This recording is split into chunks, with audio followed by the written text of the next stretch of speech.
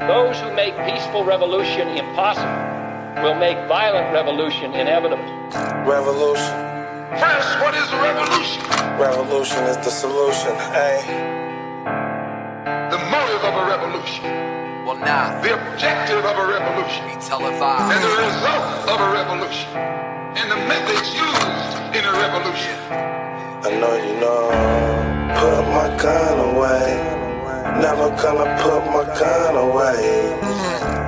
Put my gun away. See that might be better run away. This generation of Americans has already had enough, more than enough, of war and hate and oppression.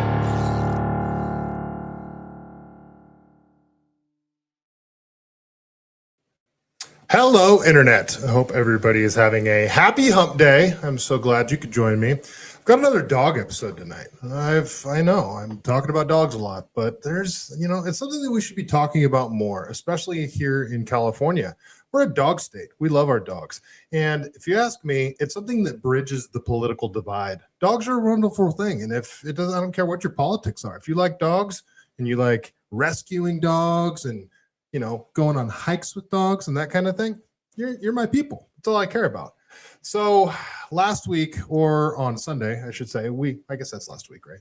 We talked about the shelter that got raided and they confiscated a lot of dogs. And I've been getting a lot of backlash for my coverage on that, but I'm gonna wait for more info to come out. And tonight, I have a very special guest that was referred to me by my friend with Healing Hounds Rescue down in Upland, California. And she was like, "You gotta check out this guy, Joey Tuccio." And I hope I'm pronouncing his name right, Joey Tuccio. And he is doing incredible work. And his Instagram makes me extremely sad. Some of the stuff that I see on his Instagram. And I thought he was running behind, but he actually popped in here to the studio. I was going to play some of his Instagram videos, but I'm going to bring him right in and we're just going to get right into it and talk about not only the crisis going on in LA, Skid Row, but it's all over the state. Here in Santa Cruz, in San Francisco, in Oakland, the homeless dog crisis. So I really appreciate you joining tonight, Joey. And here you are.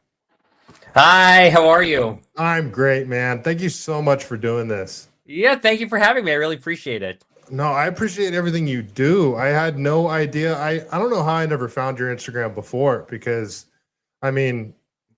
you're doing incredible work. But you know what? I got to ask probably the first thing I want to ask you is, how do you do this and not just be bummed out all the time with everything that you see?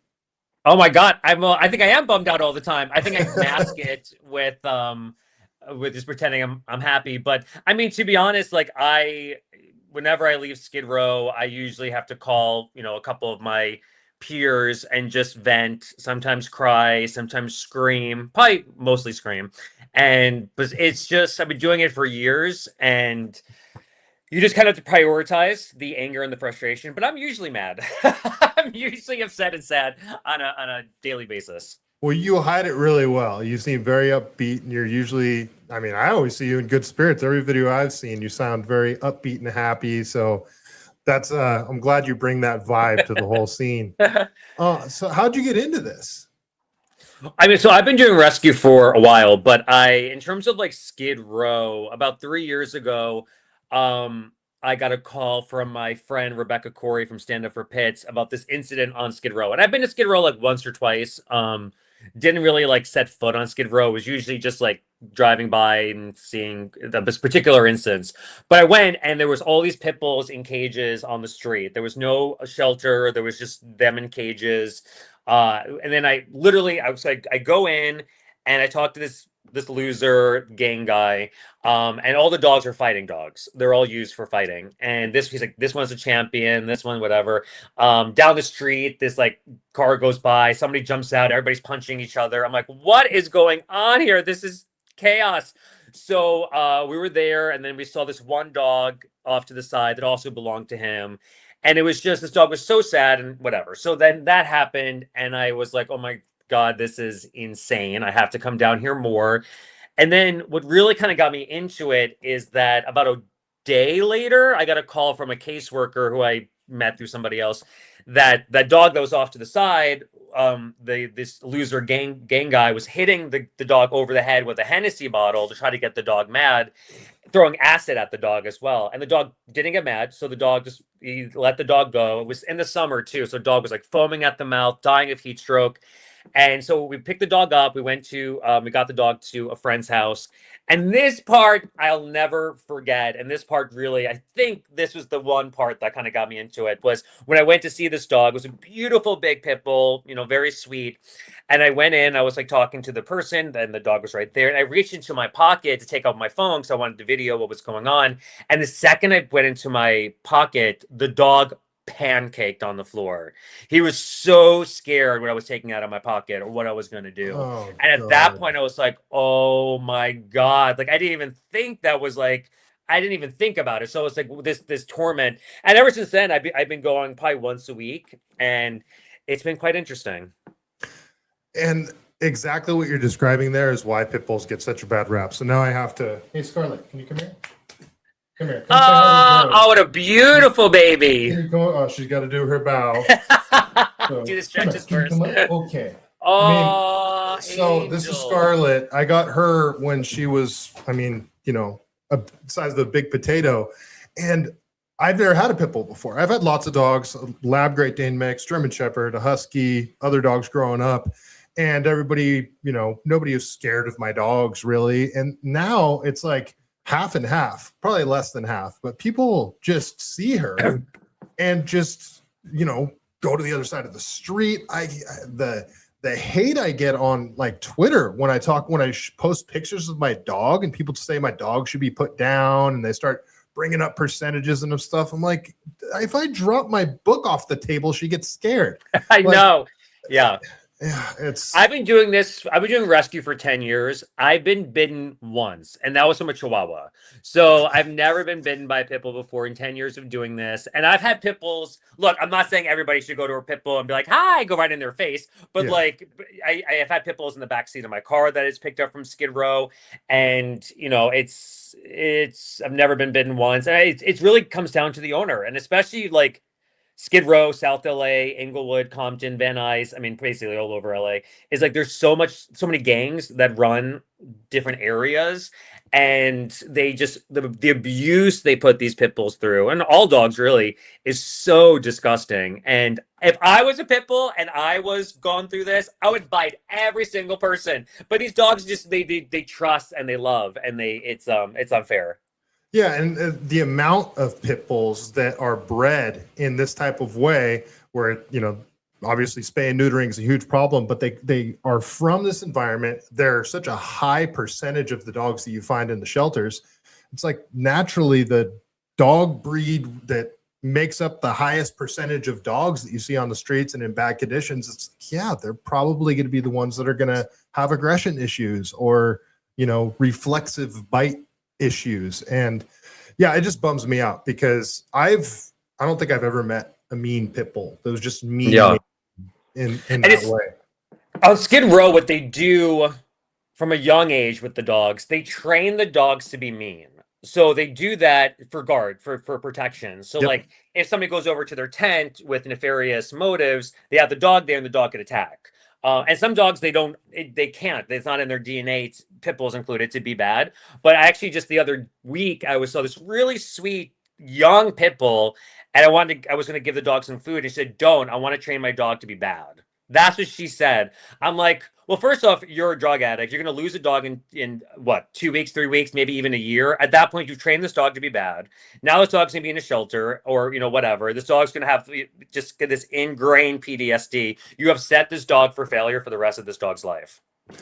Yeah. So I have a buddy out here in Santa Cruz. He runs an organization called Food Not Bombs. You might have, I don't know if you've heard of it. They feed the homeless, and he told me something that I was unaware of, that a lot of the homeless women out there, they get dogs just purely for protection because the grape issue on the streets is even worse than I thought. And so I mean, California, we obviously have a huge homeless problem. It's you know, one of the biggest political topics that can be brought up in California, but one thing that doesn't get addressed enough is the dog situation. So you got into this, you told me your story, which is a wild one, but what made you want to keep coming back and try to solve this problem? And what keeps you going, and why, or what are some of the issues that you're running into, like politically, legislatively?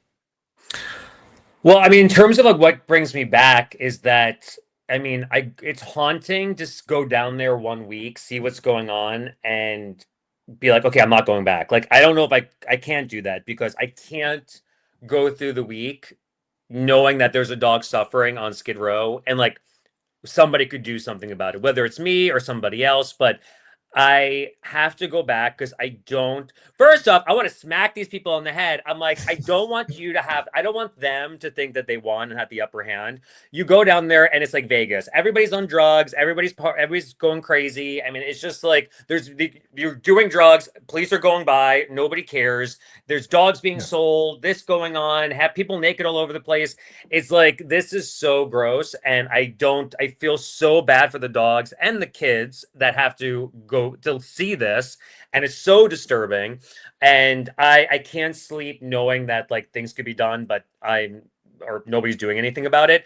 So that what keeps me going. And also I've been doing it for so long that now my phone rings probably like once an hour by somebody on Skid Row or in downtown LA or South LA that this dog needs help, this dog needs help. And sometimes you only have like an hour before something crazy happens. There was a dog, I got a video about this Frenchie that was pregnant.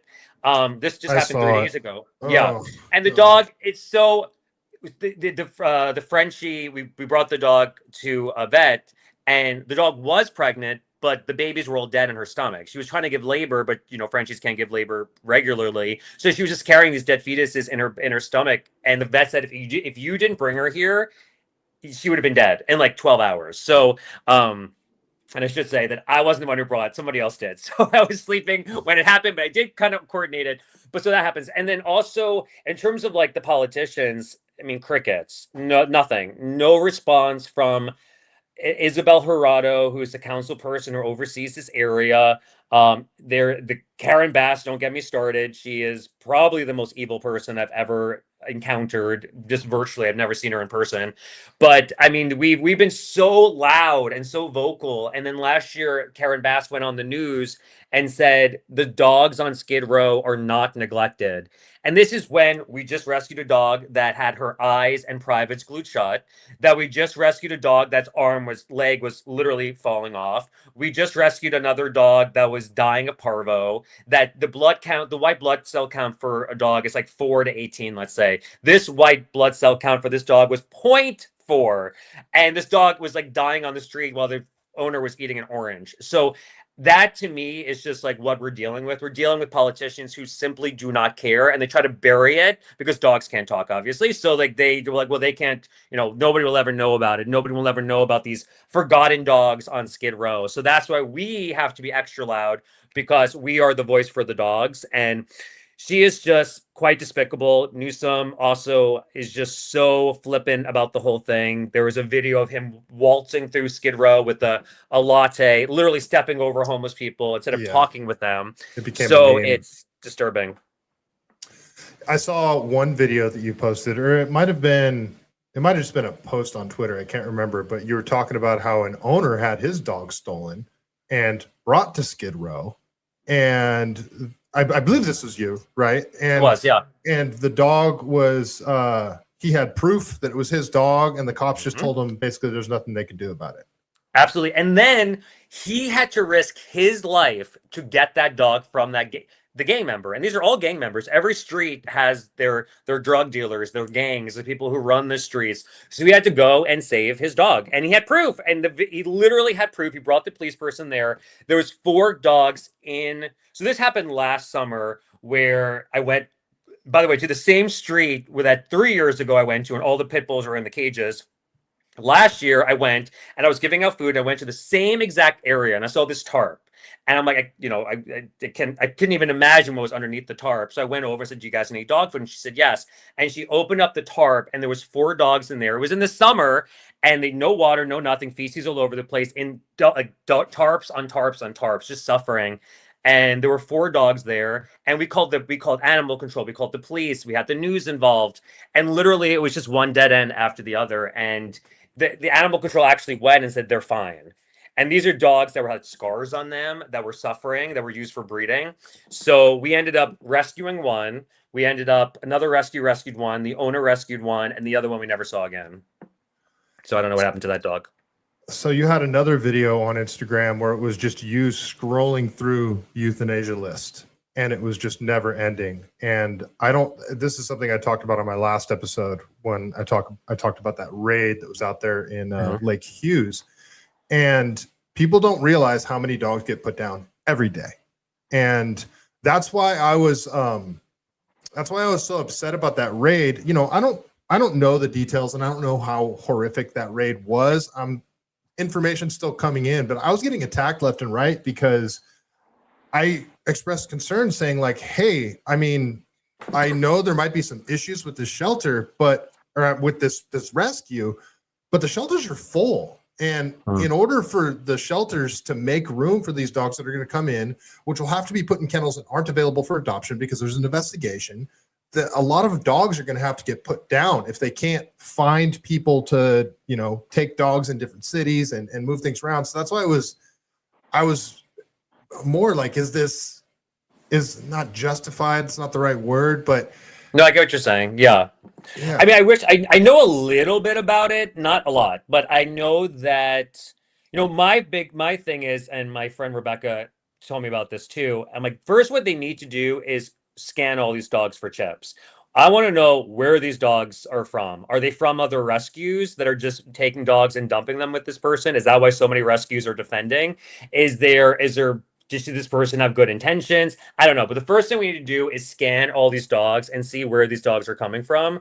That's the first thing. The second thing is a lot of dogs were just flown out. Juliana Rancic, who's amazing. She just flew out so many dogs to different states. I think it was like 100 dogs that were in the shelters that were going to be to make room. And the problem is, since this person is going to this rescuer is allegedly going to fight to get the dogs back. Now these dogs are going to be in evidence for months and months and months. So these are just dogs that will not be moved, that will be taking up spots at the shelters for months while dogs are being poured in. And these are county shelters like Lancaster, Palmdale, that are just the worst of the worst. So I don't know much about that situation, but it's really sad that hundreds of dogs are now crammed into an already crammed system.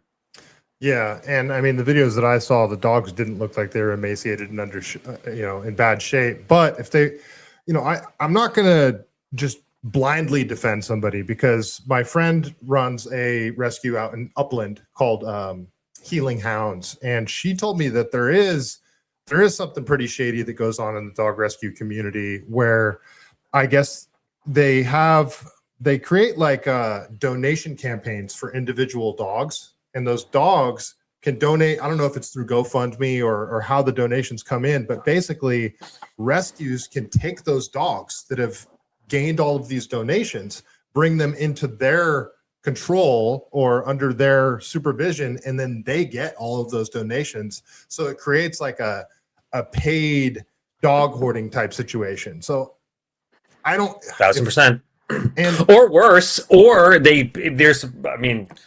they take the dog, they collect the donations, and they just ditch the dog in the middle of the desert, and they go on to the next one, and they say, oh, this dog is an adopt, whatever. I mean, it's just, or they get transported all over the country. And there was, last year we were dealing with something where this rescue in New Jersey was pulling like over 100 dogs in like 3 months from LA.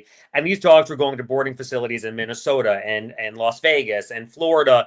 And they were just in the boarding facilities. And it's like, this is not better per se. Now these dogs are like, we don't even know where they are. They're going to be languishing in these wooden boxes these dogs think they're going to get out to be rescued, and they basically just are put into a wooden box. It's so gross. I mean, the animal welfare world, there needs to be more legislation. There needs to be more follow through. There needs to be, first off, new leaders. The people who run animal services, they've been there for 10, 20 years. Their time is over. Let's get new blood in. They're jaded. They're over it. So we need new blood. We need new I also think, and I just said this today, I think the heads of animal services, Marcia Maheda and Annette Ramirez, I think they should testify in front of Congress because there is a systematic failure. And I don't know if it's necessarily these two, but I think it comes from the people above them, like Karen Bass, that are not giving them proper either funding or rules or parameters or support. So I feel like if we actually analyzed it, I mean, there's so much corruption. I feel like it will unearth a lot of things.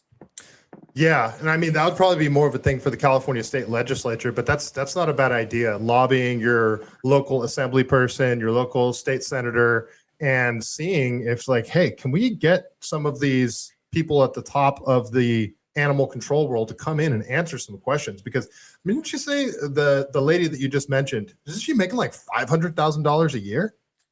She makes at least $30,000 a month, and that doesn't include benefits. And if I was making $30,000, I don't get paid to do animal rescue. I have a day job, but if I was getting paid $30,000 a month, I would be doing everything to make sure that I am doing it right. That's a ton of money. So, and somebody just sent me like the top 5 people just in LA County together, they make at least $1.5 million, and that doesn't even include benefits. So that's a ton of money for running a completely failed system. And it just maybe I think it was October, there was an outbreak in Lancaster for a disease, and hundreds of dogs were put down over the months. Nobody talked about it. They never posted about it. The supervisor that oversees that area never posted about it, and hundreds of dogs were put down. Dogs that were not even tested if they had a disease. If they sneezed, they were put down. I mean, it was a massacre, and nobody answered for it. And it was so, I think even I heard one of the volunteers said one of the vets actually went on vacation during this, and it's just so gross. And I do think there needs to be an audit from the top down. All right, I'm going to put you on the spot here. I'm going to give you a promotion that you probably don't want. You're the mayor of LA or even the governor of California. What are you doing right off the bat with the stroke of a pen?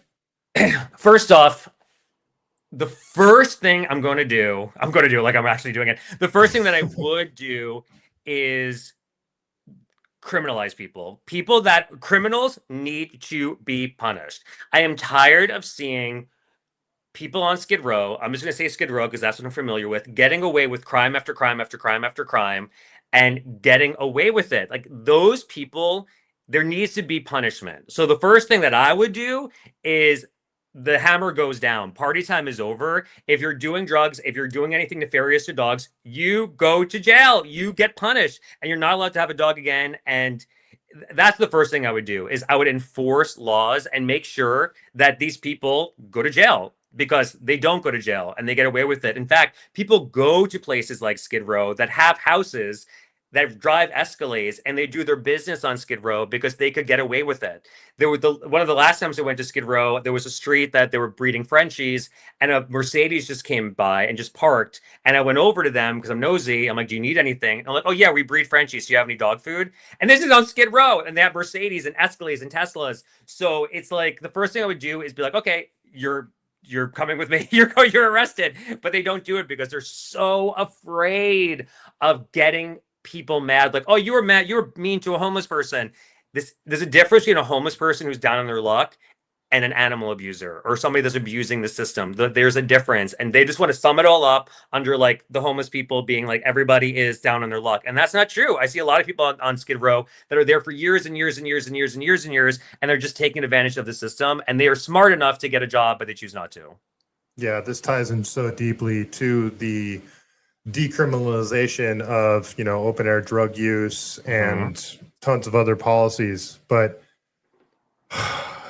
this topic is so it makes me angry, and there's so many different aspects to it. So I'm very torn in a certain way with, I understand the companionship thing. Like if you are actually down on your luck and you're a PTSD veteran that can't hold a job and you're not even drug addicted and you have a companion, you do actually care for it. But that is such a small, minute case. I mean, a lot of these, I mean, you're out there on the streets. Would you say that the majority of the dogs out here are abused in one way or another? 1,000,000%. 1,000,000%. There's when we go to Skid Row, obviously if somebody there's a guy on Skid Row who just got into housing, and that's a whole other topic, but he had a dog named Nitro, and we were driving around and we saw this guy with Nitro. The dog had a huge mask coming out of his mouth. Multiple caseworkers saw this. They didn't do anything about it. So we brought the dog to the vet. The vet said if you didn't bring the dog to the vet, eventually the mass would have grown and the dog would have not been able to eat anymore. So and this person loved his dog so much. So obviously we returned the dog to him. Now, the sad part is that even if you take care of your dog down there, you're still a product of corruption and chaos. So what happened was about a month later, he called me and he said, my dog was dying on the streets. This is in the middle of the night, in front of the wine guard. The guy tried to go back into the wine guard for help. They locked the door on him, and he lived there. They locked the door on him. His dog died on the streets. He asked for any help, any vet care. They denied him everything. Even though on the website, they promised the world with vet care and everything. He had to put his dead dog in a shopping cart, put stuff on it so people didn't see, take the dog on a bus, bring the dog to Hollywood to find somebody with a phone to call us. This is his dog of 10 years. So, and then we got the dog cremated, and then we gave the ashes back to this guy. So even if, especially in Skid Row and those areas, even if you care about your dog, and I've heard this so many times where this person loves your dog, and I go 2 weeks later, what happened to your dog? It was stolen by another homeless person, or it ran into the street and it got run over by a car. It's just, no dog should be on Skid Row and in those types of areas because it's not suitable for dogs. It's not suitable for people, but it's definitely not suitable for dogs. It almost seems like addressing the dog issue and the addiction issue could be addressed at the same time. People with dogs, because I'm sure there are people out there that are addicted to drugs where their dog is being heavily neglected, but it doesn't mean they don't like their dog. And it could be almost used as an incentive to be like, hey, we're gonna take your dog, we're gonna bring your dog into care, into a shelter. It's gonna be quarantined for X period of time. If you can get into treatment and get into a housing program, we can give you your dog back. Something along those lines. But how many agents were deployed to that raid out in Lake Hughes? And you see that and you're like, why can't you go to Skid Row? Well, here's the reason. So this happened actually the other day. So was it yesterday? Maybe it was yesterday. So, but this is kind of like a microcosm of like the biggest thing. So, well, a while ago, the feds went and did a sweep on Skid Row, and it was Bill Asai, and I went and I showed him the hotspots and whatever. So, and then we removed one dog. The dog ended up going back to Skid Row, whatever, but the dog got fixed, which is good. Was forced to get fixed. But the problem is there are organizations on Skid Row that, first off, get so much money, but their job is to prevent people like myself from going in and trying to better the situation. So there are organizations, even when Bill or other people go, LAPD, the second they go, they're swarmed by organizations like, don't touch this dog, don't touch this person, leave this person alone, do this. Meanwhile, the dog's in crates on top of each other, but they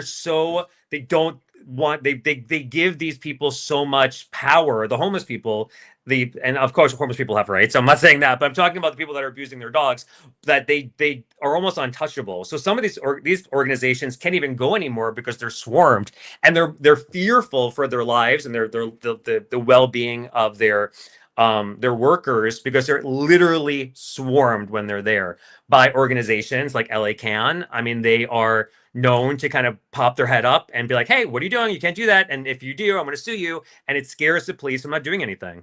What is LA Can? So LA Can is an organization on Skid Row. That's where, they're kind of all over the place, but I believe the founder was one of the founders of Black Lives Matter. And they bring in, a decent amount of money, but they're there. And when we had the sweep, they were there with videotaping the whole thing. And the police told us that the police often are not allowed to do anything because they are threatened with a lawsuit by people like LA Can that prevents the police from doing their job. And if you go to the LA Can site, there's literally people, and I forgot what it says, like police watchdog or whatever. People are tasked just to be on foot and be like, if the police are around, make sure they're not doing anything. So that's one of the reasons why Skid Row has been so bad for so long, because they're not allowed to enforce laws. When I first got involved with Skid Row, the general manager of animal services even said they treat animal abuse there with the enforcing laws with a very, very light hand. And they're like, we could give them plenty of support and plenty of, supplies. But it's like going back to your point about companionship, there is a moment, there has to be a line where it's like, okay, these aren't teddy bears. These are dogs. These are children. These are women. These are human beings. These are sentient beings that, like, you have to start enforcing the laws. And if it hurts somebody's feelings, well, who cares? They deserve it. That's what they're doing something wrong. There has to be a consequence, but they don't understand it. A lot of them, and they try to do kumbaya while they're bringing in a lot of money. Well, the homeless crisis is something I probably talk about the most on this show. And I mean, the way I look at it, and tell me if you think I'm off here, is the homeless problem it's the homeless industrial complex. It's turned into a business. You have these non-governmental organizations that get taxpayer funding, and they are tasked with solving the homeless problem. The issue there is if your income depends on a problem existing, what incentive do you have to solve that problem? 1,000%. And these organizations are the ones that are going out there and handing out fentanyl needles and crack pipes. And you have to ask, you're like, are you actively trying to make the problem worse? Because it seems like that. I mean, yeah. I mean, so we actually, I did like this test. So I brought my friend there, a couple of my friends there. And I'm like, I want you to go into the harm reduction office, and I want you to go in and get drug stuff and see how long it takes and see what they ask you. So she went in, and before I even had a chance to start my stopwatch, she came out with a bag of stuff. I was like, you were there for 30 seconds. They didn't ask her any questions. They didn't give her any resources for help. They didn't give her any like brochures if you want to get better. They just gave her needles. They said, oh, initial here. It doesn't even have to be your right initial. It's just initial. It took her 30 seconds to get that. And these people drive around, and on their shirts, it says, I love people on drugs. That's what it says on their shirt. And there was actually the family of dogs that we removed from this horrendous person there that was leaving their dogs unattended for days on days, just trying to find drugs. He was so neglectful and horrible. But we brought him to the vet before he kind of found out about all this. And he was on drugs. He was on fentanyl at the vet. And we said, do you want to get better? Can we help you get better? He said, I don't want to get better. I want to keep doing drugs. So at that point, it's like, do we just keep paying these organizations to let this idiot keep doing drugs while abusing his dogs? That's it. There has to be that line. But I totally agree with you. If you're getting paid to help a problem, why would you want the problem to go away? Right. And to me, it's very strange, because this shouldn't be a partisan issue. This shouldn't be a left-right issue. And the majority of California, a lot of people aren't political. Most people aren't political. And if you talk to any Californian, regardless of their political affiliation, you ask them like, hey, do you think it's a good idea for people to go hand out crack pipes and fentanyl needles to people on the streets that are doing drugs? They'd be like, are you out of your mind? Like, and you're like, that's happening. Like, there's so many people that still aren't even aware that it's happening. And it's like, and actually you're paying for it. And it really is the homeless industrial complex. It's, just like whenever I go to Skid Row, I always try to bring somebody with me that's never been there before, whether they're like super Democrat or super Republican. There's never been one time where somebody said, oh, it's fine. They all leave being like, that was insane. Like, what is Karen Bass doing? What are these people doing? And these are people that are like full on either side. CNN talked about it. Fox talked about it. I mean, everybody's saying the same thing, but they're so scared, and it goes so deep. So in terms of Isabel Jurado, who oversees this area, somebody on her staff actually used to work for LA County. So now we have the person that's supposed to be overseeing this area that now has ties to somebody who has an employee that is now tied to an organization that's preventing the cleanup of Skid Row. So it runs pretty deep. And the Weingart is another completely horrendous building. There's somebody that I know that we've been helping his dog forever. That's in in the Weingart, actually. It's an SRO It's a housing organization on Skid Row. The CEO just had to step down recently because of some kind of like fraud, surprise. But the guy was like, "Can you pick me up?" He told this to my friend who was like his point person. That's just a civilian, not part of like the organization.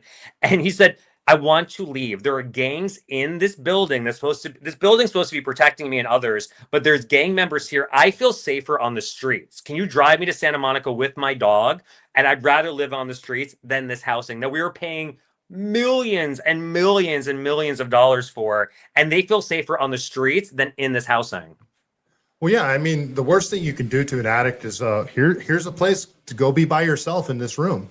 You know, it's the worst thing. I mean, and then all you have to do is go outside and get the drugs and then go back in your room. It's like it's like there's all the drugs. We have to, going back to your question, what I would do, I think what Bill did recently, where Bill Asai, he arrested a huge gang.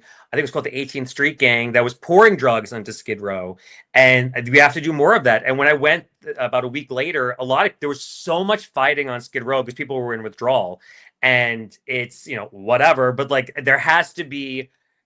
Once the drugs stop, the people will go away. They're not there because it's a beautiful atmosphere. They're there because they could get free access to anything they want. So once the drugs stop, the people will either disperse or they'll be like, okay, well, that was fun. Now I have to like get my life in order because this is because now there's no more drugs.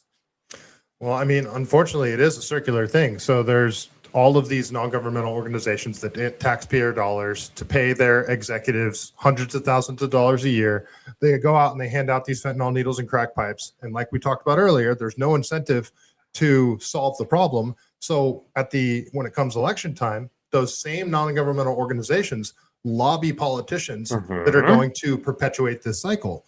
So meanwhile, Californians are like, this is out of control. This needs to stop. But there's this vicious machine that keeps turning and keeps exacerbating this problem. And it seems that there's no way to stop it. And a lot of people they don't know why it's happening, but that's why it's happening. And people just see the problem getting worse, but they don't realize that there is a machine behind this whole thing. And it's killing people, it's killing dogs, it's destroying lives, and yeah, that's. And if you speak out, especially like with those organizations, you hate homeless people, you're racist, right. you're a MAGA, you're this, and I'm definitely not a MAGA. Or I'm not racist or anything, but like it's so crazy that they could just throw these names. And sometimes it's like we're trying to help this dog, and they're like, oh, you don't like the owner because they're black or whatever. I'm like, I didn't even know the race of the owner. By the way, I don't even care about the race of the owner. I don't care if you're white. I don't care if you're gay or straight, black, white, gay or straight. If you're abusing your dog, there has to be a consequence, and your dog has to be removed. So people are so afraid of being labeled things just stupidly and ignorantly by these organizations because people don't want to be named anything bad, or anything that could be conceived bad. So that's where they scare people. They scare people by throwing these things out, and I don't care because I know that I'm none of those things. But people are scared, so it keeps people away from doing what people should be doing. Well, I think that worry of getting labeled certain things is steadily decreasing because people have just stopped. Like, call me whatever you want. Like, I know what I'm doing. I know that I actually, the people that think, like, you probably agree with me on this, that it comes a certain point where people do need to be removed from the streets and put in. We don't have sanitariums anymore, but I've had the idea of having certain areas of jails that are just for detox and rehab for 30 days. And at least you can get somebody to the point where the drugs are out of their system and they can maybe get some counseling. And doing that against someone's will, you care more for that person than somebody that's going to go hand them a crack pipe. 1,000%. And some of the people that I see, honestly, I'm like, I don't know if this person will ever get. They're so far gone that I'm like, it's so ingrained in their DNA. I'm not sure, but there's some people, and I would say a majority of them, I think that they could get better because they are coherent and they are actually quite smart. But they choose not to be because it's easier just to get the drugs. I mean, I know there's addiction. I'm not addicted to drugs, so I don't know. I'm sure it's very hard to get over it, but it's not what's hard. Giving somebody drugs and needles and saying, hey, you're an addict, take this, versus like, okay, we're going to put you into forced rehab. I would imagine that getting needles makes it, exponentially easier than just spending a week in hell and getting over it.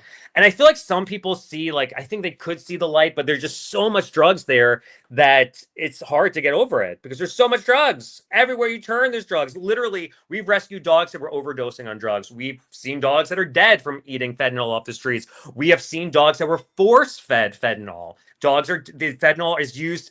Some dogs are tested to see how the drugs are. I mean, it is so gross. And of course, there are people again that are really good with their dogs. So not all the dogs, but it's there. We've seen so many dogs dying because of ingesting drugs just off the street, either by accident or not by accident. That is, for the animal point of view, that's where I'm like, the drugs have to stop because innocent dogs are dying. All of this stuff's just so heartbreaking. And I know I got to let you go here really quick, but like we were talking about earlier, the people that get labeled as you hate homeless people, you're racist or whatever, because you think that people should be forcefully against their will detoxed.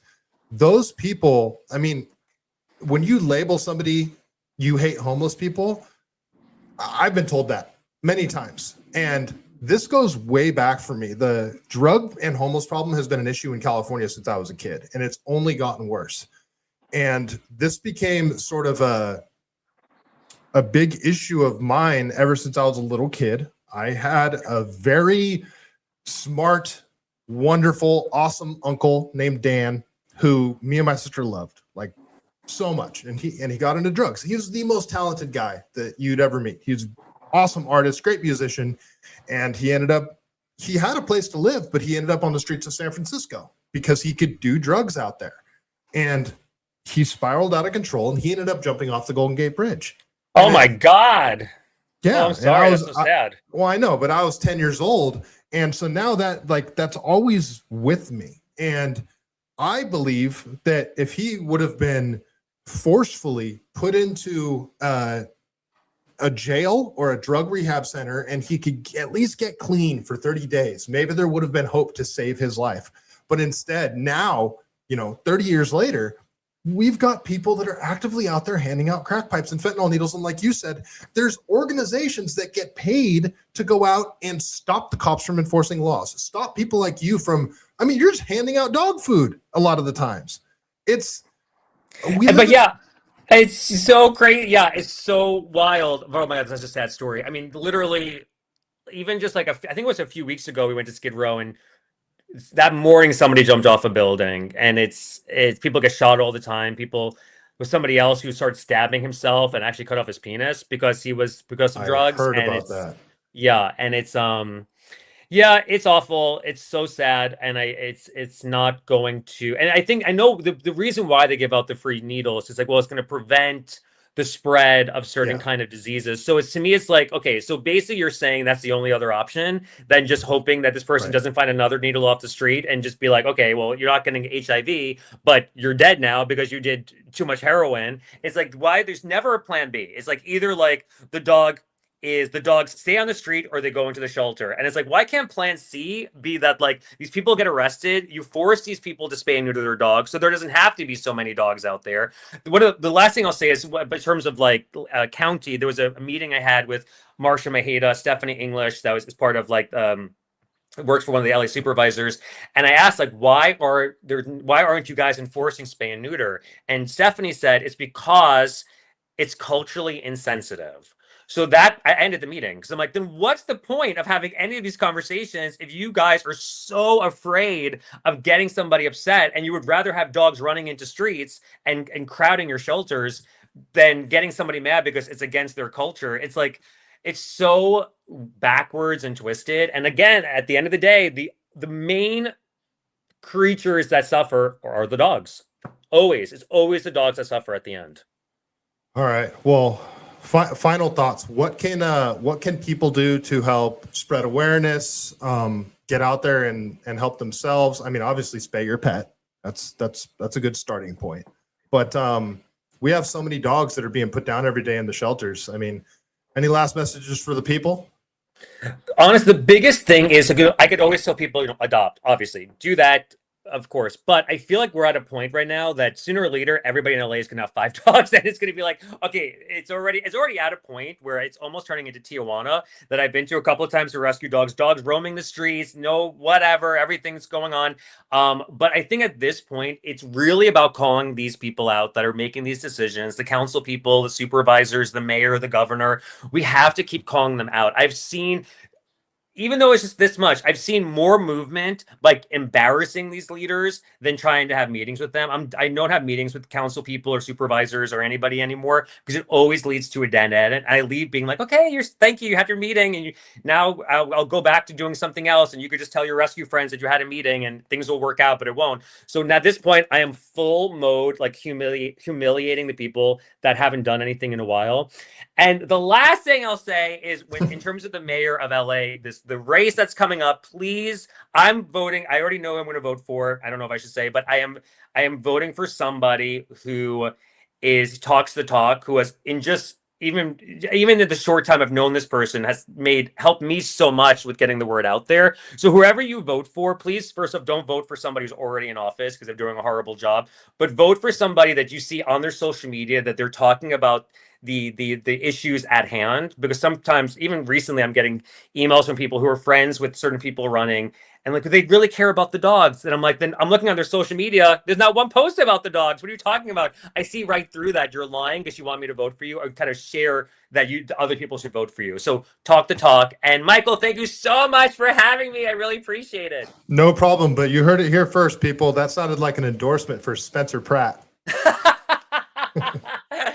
I mean, yes, I am voting for him, and I do think that having somebody that's going to come in and be like, whoa, this much corruption going on, that doesn't have ties, doesn't have to worry about hurting people's feelings. I do think LA needs a complete reset. So I am voting for him. Yes. Awesome. All right. Where can people find you? So if you want to go to my Instagram and cry every single day, you can find me. I think it's just Joey.Tuccio, or on Twitter, it's just Joey Tuccio. Please visit Starts With One today. If you do want to adopt or foster, let us know. We do not get paid for this. I have a day job. I'm actually teaching for my day job in 2 minutes. So it's all the money goes directly to the dogs. We don't get a cent. So please donate if you could, and obviously adopt. I can't even talk. Adopt and foster, and call people out. It's time to call people out. All right. I'll put all your links in the description down below. Joey, you are a saint. Thank you so much for taking the time to come on, and you have an open invite anytime you want to come on and talk. Oh, thank you so much. I really appreciate it. We'll talk soon. All right, Joey. Bye. That was awesome. Man, I really like that guy. Wow.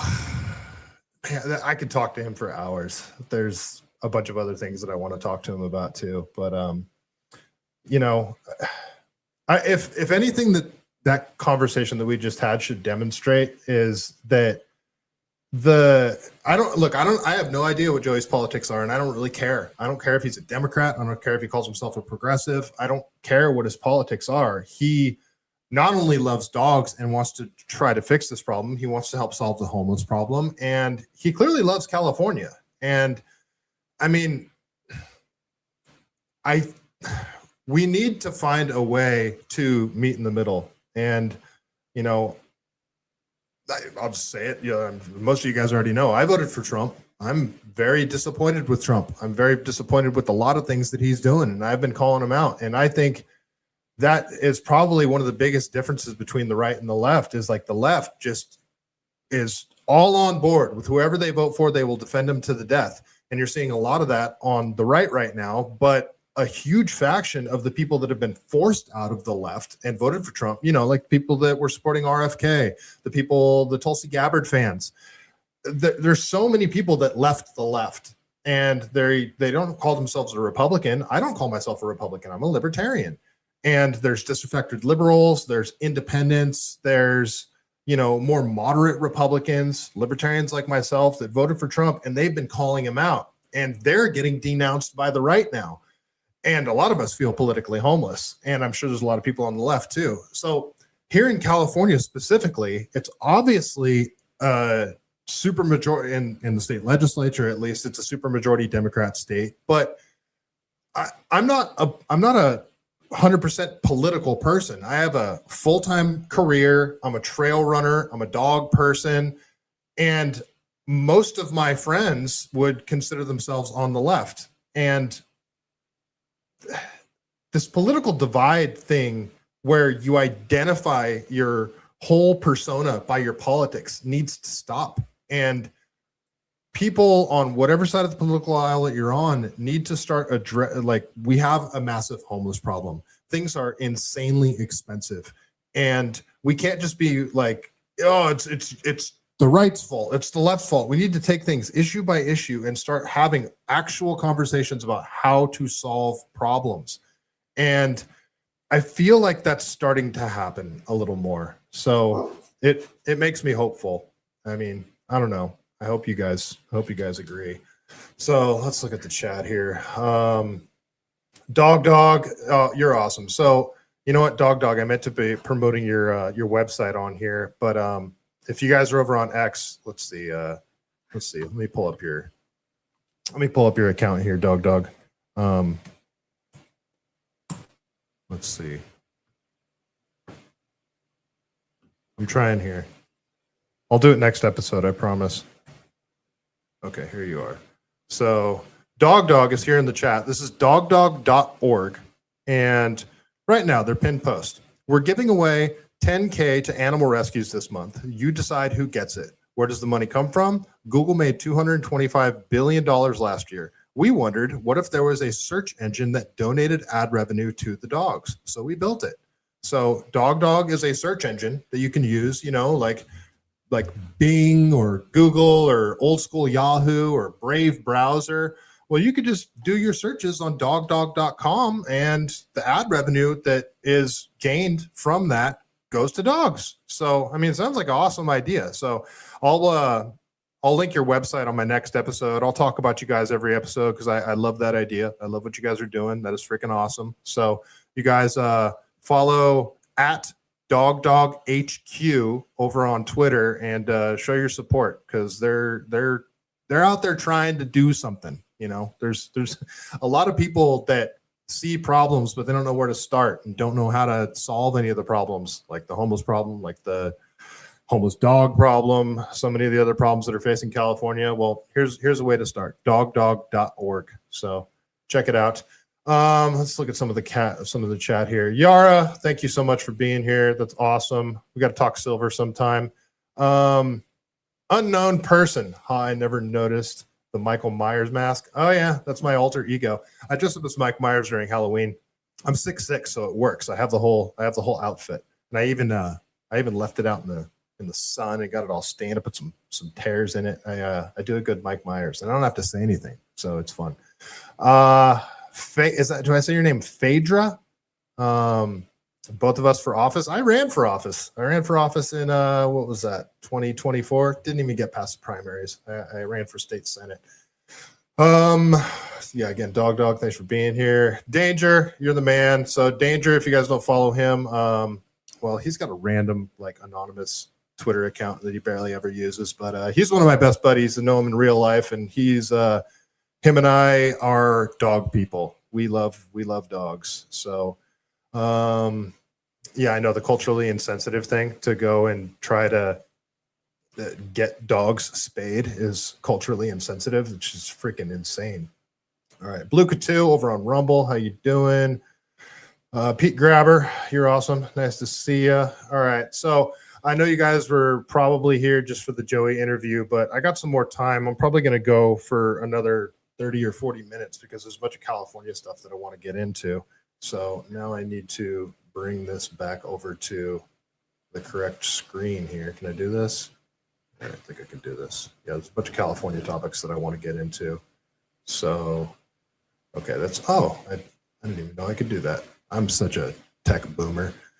All right, folks. So if you want to talk some California topics, that's what we're going to do now. We're going to get into some Eric Swallowswell stuff. So apparently, well, as many of you guys know, he's not a Californian. I mean, he was born and raised here, but he's been living in DC, and apparently he rents a room from someone in California, and so he can claim that as his primary residency, even though he lives in DC. And as you guys know, to run for governor, you have to be a resident of California for 5 years.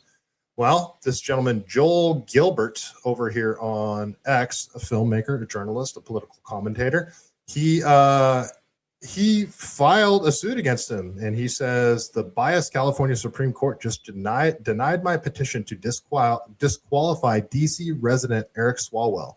Judge Chang made a legal error by citing Congressional Residency Code 2026, even though the California Constitution strictly imposes a 5-year residency requirement for governor. Total BS. So I guess, so Eric Swalwell is polling like number 2 behind Steve Hilton right now. And then I believe it's Chad Bianco and everyone else after that. But so Eric Swalwell's polling at like, I don't know, 14, 15%, something like that right now. But Polymarket has him at 60% to be the next governor of California. And if you ask me, that's because Polymarket factors in the shenanigans that we have going on in California here. The shenanigans like, everybody gets mailed a ballot. Every registered California voter gets mailed a ballot in the mail, which started, ironically, right when Gavin Newsom was getting recalled. And the excuse that they used to do universal mail-in ballots, not absentee ballots that we've had ever since we were kids. Like if you're overseas or you're serving in the military, you can apply for an absentee ballot. Well, universal mail-in ballots are completely different. People try to conflate the two all the time.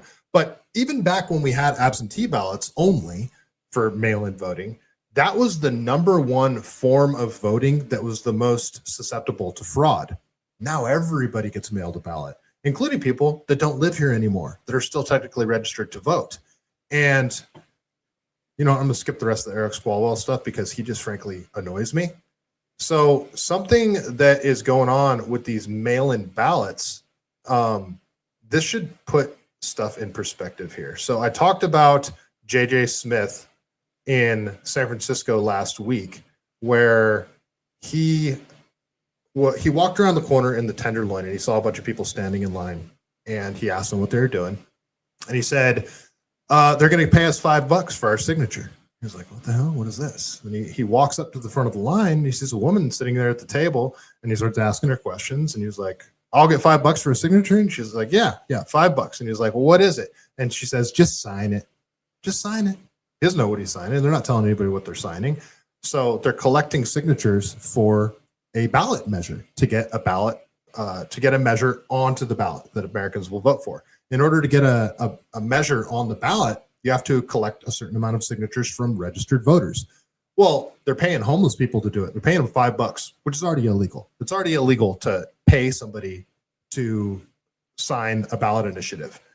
On top of that, this organization had printed out names of registered voters, and they were telling these homeless people to sign someone else's name that was on a list of registered voters. Now, how insane is that? But then you think, well, how do they know that this registered voter isn't going to notice this? They're not going to see somewhere on some sort of database, hey, I signed this ballot initiative. Well, then you think, I wonder how many of these universal mail-in ballots are being mailed out and the people no longer live here, or the people are dead. And I wonder if there's a database where you can use AI to create a database where these voters no longer live here. They're still registered, but they no longer live here, or they've died. They're inactive voters. And that's another reason why I don't want to clean the voter rolls. Well, if you have a list of all these people, that's free ballots. That's free ballots. They're doing it for a ballot initiative. That's what it looks like to me. It looks like they've acquired a list or created a list of registered voters that no longer live here, and they know that they can use that voter's name to sign a ballot initiative. Why wouldn't they do the same thing with universal mail-in ballots? Okay, are you guys following what I'm saying right there? So another example of this popped up. So James O'Keefe was out there, and so the J.J. Smith thing that I just told you about, that was in San Francisco. Well, another instance happened out in L.A. So this practice seems to be running rampant in California, and I think we have stumbled across the biggest smoking gun of voter fraud. And it's exactly what we talked about here. I'll explain it again. You have all of the registered voters. And then you find all of the people that are still registered to vote in California that have moved out or they're dead or some other thing where they're not in California. They're not going to notice if their ballot was used. You create a list of all those people, and you can use it for two things. You can use it for ballot initiatives that favor the supermajority Democrats, or when it comes time to actually vote, you can fraudulently fill out those ballots with those people's names, and you can shove them in at the last moment. You guys with me? Does that make sense? I mean, that's not complicated to follow. And it sounds like a effective way to rig elections, doesn't it? So I suspect that that's actually going on. Let's watch a few minutes of this thing that James O'Keefe's discovered, which is the exact same thing that J.J. Smith discovered. So do you want to sign? Okay. The first one. I'm Joseph Albright. Okay. The first name. Joseph Albright. Okay, you see that?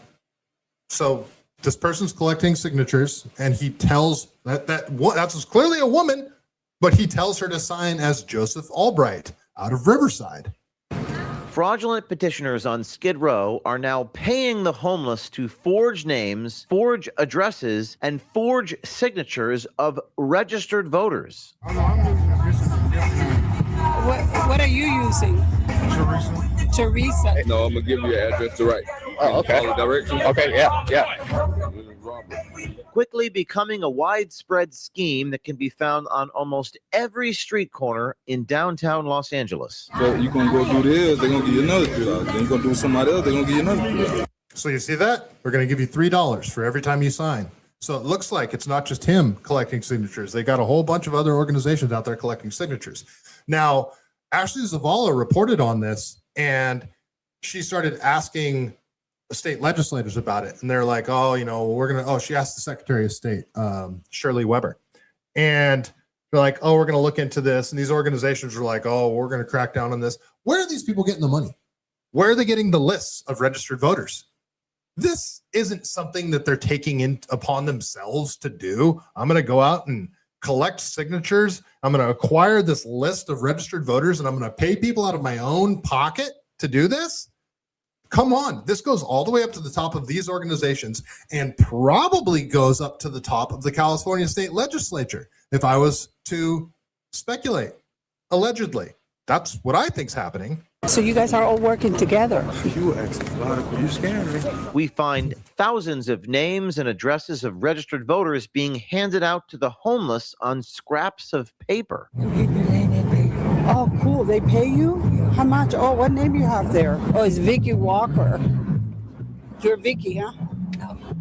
He gave me the name. Oh, cool. We track down the disenfranchised voters at their homes to get the reaction to their signature being forged. They're So here's another thing. So they're going to the registered voter's home, and they're going to confront the registered voter. Well, listen to what this person says. giving names of currently registered voters, and one of them is a Vicky Walker. I assume that's his address? Still get her ballot, but You still get her ballot? Oh, how about that? We live here. We're not Vicky Weber, whatever he said, but we still get her ballot in the mail. I wonder where Vicky is. I wonder if she still lives here. I wonder if she's still alive. But the point is, this should illustrate how insane the universal mail-in ballots thing is. It's not just like, you see how these tie together, how the list of registered voters to collect signatures for ballot initiatives can translate to universal mail-in voting. It's the exact same form of fraud. It's the exact same thing. This is why universal mail-in ballots are such a huge problem. If you just got rid of universal mail-in ballots, everybody had to vote in person and show ID to do it, that would wipe probably 80% of the fraud off the map right there. So why do you think Democrats fight mail-in fight so hard to have universal mail-in ballots and fight so hard against requiring ID?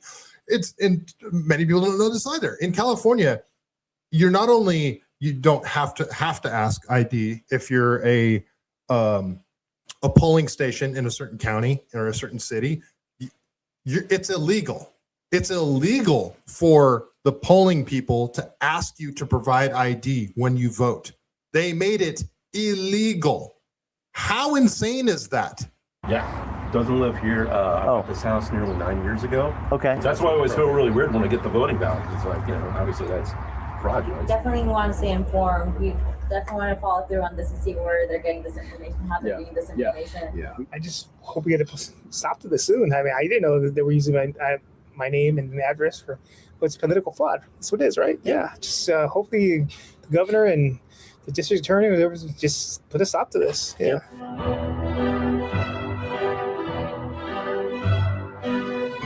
So you guys get it. They're paying people for signatures, but that's to me, that's not even the big story here, that they're paying people for signatures. The big story is that they have a list of registered voters. And I would bet my next paycheck that list that they have is people that they've verified no longer live here or are no longer alive, but they're still on the voter registrar. So I think this is a huge scandal, if you ask me, a giant scandal. So I'll play this again. I played it last week, but this is the thing that JJ Smith found. So that was in LA, James O'Keefe, what he just played there. Now this is in San Francisco. The exact same thing happening that JJ Smith came across, and this became like a national story. This investigation centers on this video that is circulating online. It appears to show paid signature collectors in San Francisco offering money to people on the streets if they sign the petitions using other people's voter registration information. This would be a violation of state law. KCRA 3's political director Ashley Zavala is here now. So let's start with who's. Ashley looks pissed too. Like, look at this. And I don't think Ashley is I don't think she's a conservative or Republican. I think she's, I don't know what her political affiliation is, and that's why she's such a good reporter. You don't know what her politics are. But look at her face. Look how pissed she looks. Because, I mean, she's the only one that's in like a mainstream news outlet that's actually part of the press corps that gets to ask Gavin Newsom questions. She's the only one that actually asks him tough questions. She's covering the Capitol Annex project, which she just asked him about again today.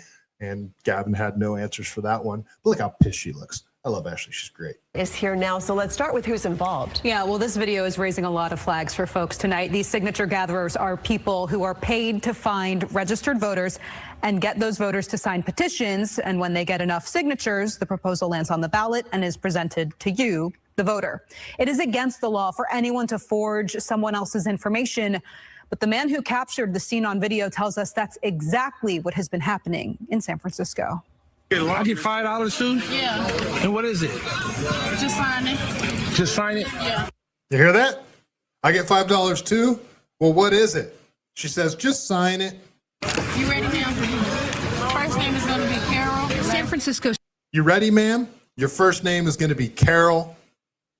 How insane is this? Street videographer JJ Smith capturing what appears to be a crime on camera. Paid signature gatherers offering people $5 to sign ballot initiative petitions using other people's names and information.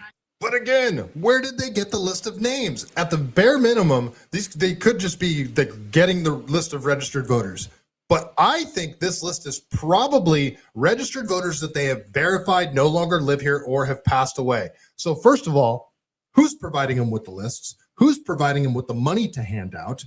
And second of all, are they actively aggregating a list of registered voters that they know won't look into this stuff because they're no longer here and just using their name because they know that they're free ballots or free signatures?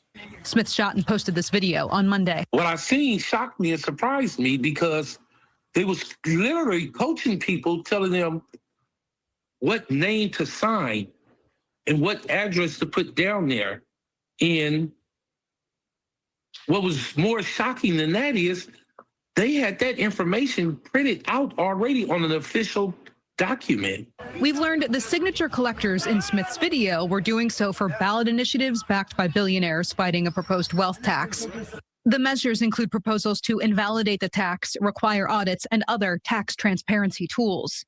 The campaigns for that are known as Building a Better California and Californians for a More Transparent and Effective Government. Another petition was for a separate campaign for a proposed Retirement and Personal Savings Protection Act, All three campaigns acknowledged their petitions were being carried by these signature gatherers. Today, I spoke with representatives for each campaign. All said they were made aware of the video. They're demanding the firm identify these circulators seen in the video and reject their petitions. Campaign officials said the circulators are not directly affiliated with them. They also said they've contacted the appropriate authorities. Smith said none of the proposals were explained to the people in line. All these people that was lining up for they're down on their luck. I sat there for 2 hours and there was like, man, hundreds of people just came and went. To be clear, that's not the first time you've seen those signature collectors essentially out there or in the area? No, I seen it like 4 days ago. Prior to that, they was out there. Smith told me as of this moment, the campaigns involved have not reached out to him directly. But to take a step back, campaigns hire signature gathering firms. I'm told for anywhere between $15 to $17 a signature. Those firms then hire people to collect the signatures. We still obviously have several questions tonight, such as why do those signature collectors have voter information and where exactly did they get the extra money to pay people on the street for the apparently forged information? So this, I mean, to be clear, this could be done by the left or the right. This is ripe for fraud. This whole system that we have for collecting signatures and for ballots, it's ripe for fraud. But more specifically with ballots, the same exact tactic can be used by, I mean, for ballots, it would be more difficult because you have to basically be somebody that has the, well, no, you now, so this ties in with ballot harvesting now. So there's people that are paid to go out and harvest ballots. If you guys don't know what ballot harvesting is, that's people can go around, have a list of registered voters, go knock on their door and say, hey, have you voted yet? I can collect your ballot. Now it's illegal for them to say that they're doing it as part of any political affiliation, but you'll see that that doesn't always happen. So this practice where people are paid to collect signatures, let's transfer this whole thing over to just how would they do this with ballots? How would they do this to swing an election with ballots? Since we have universal mail-in ballots and everybody gets mailed a ballot and they've made ballot harvesting illegal, people can go door to door. They get paid per ballot by, I imagine, the same types of firms, because like you have here, I'll just play this video for you really quick. So this will probably shock you guys too. So there's a woman going door to door collecting ballots.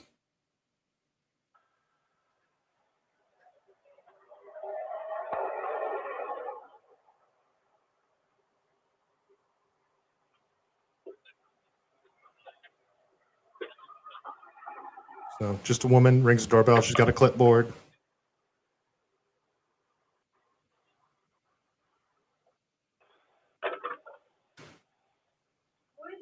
Hey, I'm looking for Brandy.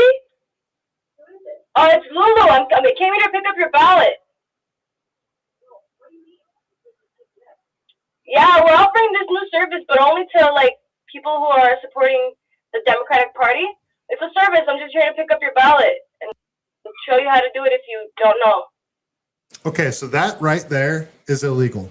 Ballot harvesting is legal. It shouldn't be, but it's legal in California. It's illegal to go and tell someone how to vote. So she's saying she's collecting ballots, but only from people that are going to vote for the Democrat Party. So if you do this and you collect, 100 votes that are pro-Democrat, she even says, I can show you how to fill out your ballot right there. I mean, you could put these in a separate bag and that this bag full of ballots is all Democrat votes. And you shove those in at the last time. And this is for governor, for state legislature positions, for city council, all that kind of stuff. This very practice, universal mail-in ballots with ballot harvesting, can swing an election. So you guys, our voting system in California is so ripe for fraud that you can't call our elections legitimate. You can't. I mean, and this isn't even factoring in the early voting, the 30 days after the election to count the votes. It's not even factoring that stuff in. It's not even factoring in the voter ID really in this regard. It's, you guys, like, how are we supposed to say that any election's legitimate? I don't understand, like, how, and like the voter ID thing is on the ballot right now. That it looks like they've gotten enough signatures for that. But what about universal mail-in ballots? If you ask me, the universal mail-in ballots thing is even more of an issue than the voter ID thing. Because if there's no universal mail-in ballots and everybody has to go vote in person, even if they don't require ID, if you have to go in person to vote, you're going to have to go up and say, yeah, I'm so-and-so. You're going to have to know the person that you're most people are just going to go and vote for themselves. But if you, like, are they going to pay these people to go stand in line at voting booths only on the day of the election? Like, they're not going to be able to do it nearly as much, even if they don't require ID, because that one person can collect way more ballots than they can go vote in person. It's just a time thing. If it's only same day voting, I mean, how long is it going to take you to stand in line and vote as someone else? It's not nearly as efficient. The universal mail-in ballots thing is way more of a problem than the voter ID. They're both problems. They're both huge problems. Ballot harvesting is also a problem, but ballot harvesting wouldn't be an issue. That would just go away if there was no universal mail-in ballots. So I believe that the universal mail-in ballots issue is even more of a problem than the voter ID thing. I mean, our whole system is so ripe for fraud. It's insane. So, all right. You know what? I think that's all I'm going to get into tonight. So I appreciate you guys all for hanging out. I hope you enjoyed the conversation with Joey. I know I did. And yeah, we got a lot of work to do, California. So all I can think, I already ran for office and got smoked. So I considered running again for state assembly, and I got so black-pilled with the things that are going on nationally with our election. I was basically like, I'm a libertarian. I ran as a libertarian last time when I ran for state senate, and I was considering running again, but I was like, well, if I'm going to run, I have to run as a Republican and try to get the support of the local Republican Party. And I got so disenfranchised with the government or the Republican Party, with it essentially just going back to 2003, the George Bush Republican Party, that I didn't even want to run. So maybe I should have, but the best way I can think to fight back is talk about all of the things that we talked about today. The homeless industrial complex, our insanely fraudulent voting system. So I need to try to stay in my lane and talk more specifically just about California politics. So I will be back here Sunday night. There's a whole bunch of stories that I want to get to that I didn't cover. We got to talk about the hospice fraud that's been found. Where's all our taxpayer dollars going, you guys? It's California doesn't have an income problem. They have a spending problem. So I was on a space last night with Steve Hilton, and he addressed some of those issues. So, all right, folks, I think that's all I got tonight. Yara, unknown person. Is it Phaedra? Is that how I say your name? Phaedra? Thank you guys all for hanging out. Northside over on Rumble, Dog over on X, Danger. You guys are awesome. Pete Grabber over on X, Luke 2 over on Rumble. Thank you guys so much for hanging out. Before we get out of here, we got to tell a joke from the greatest book ever written, The Truth About Chuck Norris. This is the sequel, courtesy of Danger here in the chat. This is Chuck Norris Cannot Be Stopped. You know the rules. I open up the book. My eyes go to a joke, and I read it. Sometimes it's funny. Sometimes it's not. Chuck Norris, joke of the evening.